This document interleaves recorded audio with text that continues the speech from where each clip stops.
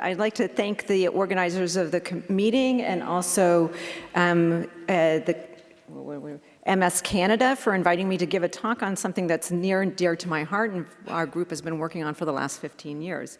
So the slides will come up at some point, I believe.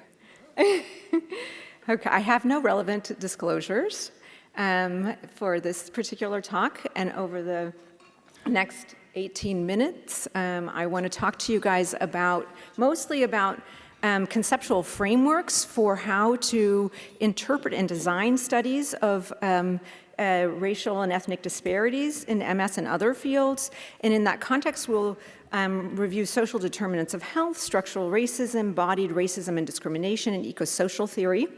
And I hope to convince you that the observed racial and ethnic disparities in multiple sclerosis are better explained by these factors than by immutable biological factors. So first, some review of terminology. What do we mean by disparities and by race? Disparity just means a difference in some sort of healthcare, some sort of characteristic. In this case, we're talking about MS incidence by specific personal characteristic, race. Race, it's important to remember, is a social construct. It categorizes people into groups based on their skin color and other physical attributes, but it's not truly biologically distinct groups. It's got very harmful consequences for people who are Black, Hispanic, and Indigenous people, and of course, strong advantages for white people. So I just told you race isn't a real thing, so isn't it like racist to group people by race and to study racial and ethnic disparities? It's certainly a messy business, especially using broad categories like the term Hispanic or Asian. But if we really want to reduce or eliminate disparities, we have to first disaggregate data by race and ethnicity to understand what's going on. So what is equity and equality? Equity is wanting everyone to have the same health outcome, even if some people need an extra boost. So this is a patient of mine from clinic. I've changed a few of the details to protect his identity. But Darren is an 18-year-old Black student. He's insured through his mother's employer.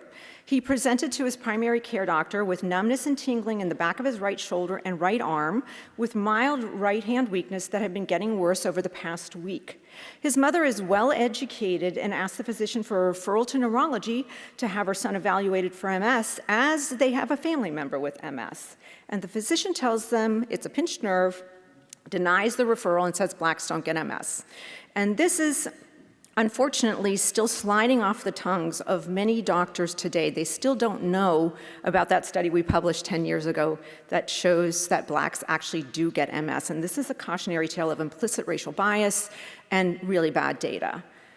So I, like most of us in the room, probably were taught that MS is a disease of white people. And then when I got to Southern California Kaiser 15 years ago, I said, if it's a disease of white people, how come days go by where I don't see a white person with MS? They're all Hispanic, Black, and some Asians, right? And started looking a little more deeply into where this assumption had come from. And it turns out this data is super bad. Ecological studies claiming MS is rare in Africa, and a single US veteran studies. And I think it's a shame that our leaders really let us down. They jumped straight to immutable biological conclusions. There were many studies and narrative review articles focused on finding the quote unquote protective gene that Black people harbored, and a lot of review articles and funding for the vitamin D paradox that Black people have lower vitamin D at lower risk of multiple sclerosis. So besides leading the field astray and distracting us from more important work and lots of millions of dollars wasted, more importantly, it's incredibly hurtful to Black people with MS and their community, and likely contributed to misdiagnoses and diagnostic delays, like in Darren's example. So in the first reaction when we published this study in 2013 from more well-meaning individuals, is it must be a new disease in Black people. It's emerged. So on the right-hand side, I have the prevalence data. And that shows you that across age groups, the prevalence of multiple sclerosis was the same in Black people as white people in Southern California. If it truly was an emerging disease, one would expect to see the prevalence drop off in the older age groups because the disease wouldn't have been around long enough for them to age into the older age groups. And if that wasn't enough evidence, Liliana Mesqua's group pulled the US death certificate data. And what they show, it's segregated by males and females. The blue line are white people, the orange line is the black people, and what they're showing you that since 1999, having MS listed on your death certificate was in similar frequency between black and white people, so clearly not an emerging disease. So aside from implicit racial bias, what were the conceptual errors that our leaders were making at the time? And it really was a failure to consider social determinants of health, systemic and structural racism, and instead jumping straight to these genetic differences and inherent racial differences. So what are social determinants of health? It's really quite simple. It's the context in which we live that influences our health. So it includes economic stability, education, the social and community context, neighborhood and built environment, and in this particular case, healthcare and healthcare access to specialty care and the appropriate diagnostic tests. So MS is rare in Africa. This is a prevalence map of MS across the globe, and white means no data. So are you really sure about that? I would not have looked at that map and said, I would say we don't know what the prevalence is. We don't have any data. We don't have enough data. And then if you look at the very important diagnostic tests that you would need to make that diagnosis, particularly in countries with endemic infectious diseases that can mimic a relapsing course, the availability of MRI machines, we have missing data, but also when there are MRI machines present in the country, there's very, very few scanners for people. So not too surprising that one would find fewer cases if we can't diagnose the disease. So systemic and structural racism, what are these terms, right? Systemic is the system. It's the system that discriminates. Structural racism means the reinforcing laws and policies that drive these racial disparities. In the United States, this has been going on for over 400 years. It includes redlining, lending, and home ownership policies, so you are not even allowed to buy a home in a safer, more upscale neighborhood, even if you have the money. Transportation policies, we've heard about air pollution earlier, family housing and separation policies, that's gotten a lot of attention recently for the indigenous communities, both in the US and in Canada. And then differential sentencing and criminalization policies that put a lot more black men in jail. Okay, so how does this tie into MS? Well, structural racism reinforces prejudice to stereotype and discrimination, like Darren experienced during his healthcare visit, but also on a more global and a broader scale of their living environment, which creates power and wealth imbalances, drives the social determinants of health, which drive health disparities and health equities in MS care, and those are mutually reinforcing. So easy to see how this could be the main driver, not some sort of genetic factor in disparities in MS. The US military personnel study, so this is the single epidemiological study on which most of our experts rested their opinion that it was rare in blacks. It's the only study that actually compared the prevalence or incidence. There were actually no incidence studies in between black and white people from the same population. And it showed that white men were twice as likely to be service-connected for a diagnosis of multiple sclerosis.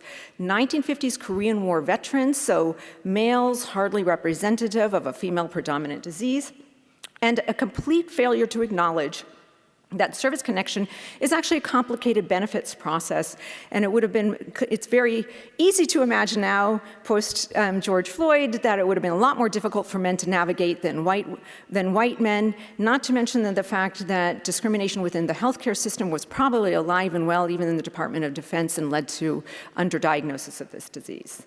So, if there's one thing you can do to help narrow disparities in MS, get the word out to all of your colleagues that it is a disease of black people too. Moving on to embodied discrimination, I'm backing you guys into the more complicated theories slowly. So what does embodied discrimination mean? It just means that how racism and discrimination literally lead to biological changes in the body that can influence disease susceptibility and outcomes. So this is back to the prevalence figure again, and you can see also that Hispanic and Asian Pacific Islanders have a lower prevalence across the lifespan than white and black people do. unless you look at that youngest age group, 18 to 24-year-old, and there you see something very interesting, which is that the Hispanics have a slightly higher risk than the white people, and blacks have a much higher risk than white people in that youngest age group. And for the clinicians in the audience, this is very concerning because we know that younger patients have more active disease, more inflammatory disease, and it becomes a critical period in which to intervene with the appropriately effective immunotherapies if you want to prevent disability. So this is a slide I adapted from an infectious disease group, and we're going to spend a little bit of time on this one because it's pretty confusing, but this is a theoretical framework of how social determinants of health in the green can cause embodied biological changes in the immune system that it could influence MS susceptibility. So crowded, unsanitary living conditions leading to increased pathogen exposure and clinical infections at younger ages. We know that in America, in the United States, black children and adolescents are infected with EBV at an earlier age than white children, and that they have higher EBNA titers throughout their childhood and adolescence after infection. And that, of course, influences, we've heard a lot of talks about, the development of the immune system and potential dysregulation leading to MS. Limited access, utilization, and inequitable medical care. Black people much less likely to have deliver vaginally and less likely to breastfeed. They don't have the support from their medical community, and that can lead to poor gut health. We heard a nice talk on that earlier today. And breastfeeding in and of itself can also lead to immune dysregulation, or it's important in immune development for the infant. Poverty and low resource availability. So living in a poor neighborhood where they don't have access to healthy foods, they have a short shelf life, and the owners of the stores don't like to carry them. And also, they often don't have safe spaces or even a green space in where they could exercise recreationally. So leading to obesity and metabolic syndrome and potentially earlier age at menarche in women, which in females, which could lead to an increased risk of MS. Oh wait, I'm going to go back, because if that wasn't bad enough, if those pressures had also been put onto the parents' and grandparents' generations, it can also be encoded as epigenetic changes that are passed down to the child that augment this. So you can see how if you keep people in these situations for 400 years, you might start to see differences in risk of all of these diseases. But it's not, it's certainly something we can do something about. So moving on to prognosis, black people have worse MS. This is a statement that's sliding off of a lot of tongues, and very often in these papers, they jump straight to genetic ancestry is the explanation. It's a very unhelpful perspective on why we see differences. So first, how strong is the evidence? And could it be explained by these other models? So this is a theoretical framework that our group put together, structural racism and social determinants of health, and particularly focusing on access to neurological care. Just because you have health care insurance, you may not be able to utilize it, or you may be discriminated against and be forced to utilize it in a different way, like you may be denied that referral to neurology. And then also the quality of care that they receive at when they do get care. Influencing management of comorbidities, diagnostic accuracy and timing, equitable prescribing of DMTs, and equitable prescribing of highly effective DMTs in a timely manner. All of those things it's pretty easy to see how those could cause racial disparities in MS outcomes. So what do we know? We know that multiple referral centers, center-based studies in the United States have described that blacks have more MS-related disability than white people. None of these studies have accounted for delays in diagnosis, delays in treatment, initiation, or gaps in treatment. At the very best, they measure education and income at the time that they come into the clinic, which is a very poor proxy of social determinant of health, even at that time, but certainly not a good reflection of social determinants of health over their lifespan. There have been no population-based studies done to examine prognosis by race and ethnicity. So a word of caution about viewing the world through the lens of referral centers. It paints an inaccurate picture of what is happening to Black, Hispanic, Native American, and Asian people compared to white people in the community. There's some very nice studies out of the South showing that Black persons with MS are less likely to seek care at referral centers, and when they do, they have more disability than the white people from their exact same community.